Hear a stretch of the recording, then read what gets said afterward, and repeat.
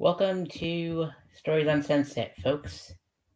My name is Sareth Ney, and every Sunday night at 9:30 p.m. Eastern, I share my stories as a concert journalist from 2009 to 2013 in Los Angeles. And these are stories that happen on the Sunset Strip or Sunset Boulevard um, while I was out there.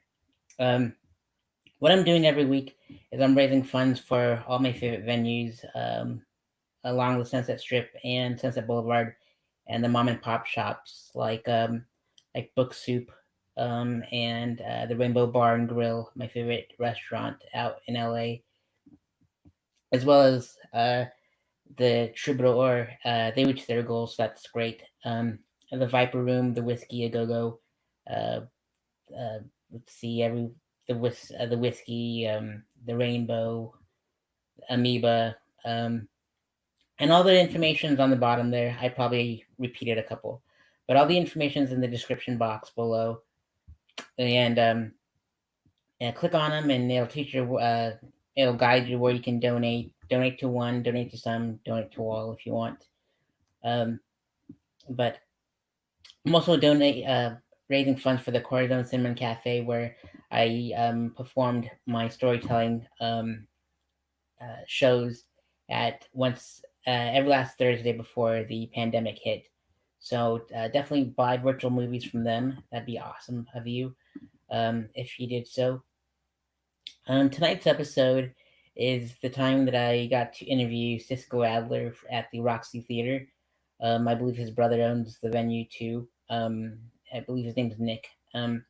But my camera uh, has like all these uh,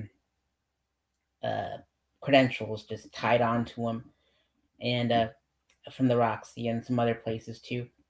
But I was really excited to cover Cisco Adler at the Roxy Theater, uh, mainly because like when I write my articles or when I wrote my articles out in LA, I would listen to Swayze, like his first couple albums, and Cisco Adler was on him, and he sang the hooks on like Buzzin' and Corona and Lime and such like that, and you'll probably see him on my Instagram stories that's currently up. Um, and so I would ride along to it, and because I love the how upbeat it was, and all the songs were. And my pal Gaz would say, when Sweth is writing an article is when he's listening to Swayze, and it would appear on his Facebook timeline at the time, and or on Spotify and stuff like that. Um, but but it was awesome to see him, listening to him on Spotify or Adler Road or Pandora or whatever I used at the time, and to ride along with him. Um, and let's see, and so I would caught his shows at the Malibu Inn when he had the Cisco Adler and friends. It was like de Mayo for Cinco de Mayo, and I met my friend Jay Randy there, and he did his set there, and all that good stuff. He even pulled a quote from that show for him as well. It was gnarly, and I also caught Cisco Adler at the Wiltern when he was on the same bill as Ballyhoo and the Expendables. I believe it was that tour, and so I picked up his album Mahalo um, there, and there was like Jeezy, I believe, was on the album and stuff like that. I believe that was the album, um, and some other features too. And so I was at the Roxy, and I had two options that day.